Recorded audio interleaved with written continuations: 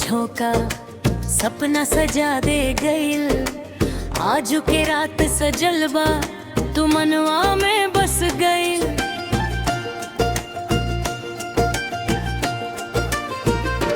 हाँ, चांदनी रातिया में तोहार नाम गूंजे, हर धड़कन मोरे तोहर संग सूझे।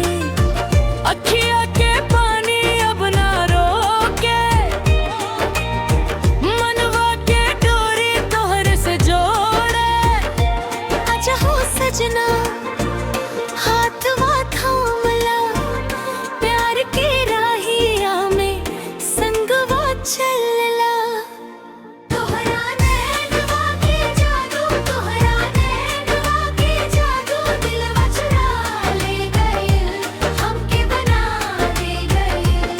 तोहरा नैनवा के जादू, तोहरा नैनवा के जादू, सपना सजावे गइल, जीवन रचावे गइल।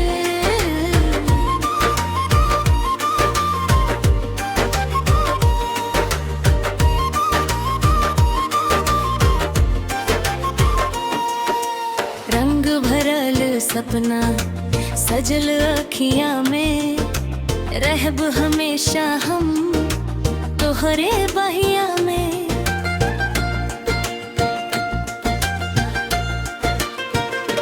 सावन के फुहार जैसन प्यार बरसे लागल, तोहरे बिना अब मन न तरसे लगल। हर खुशी के बाट तोहरे नाम भइल, एह दिल के गहना तू ही तम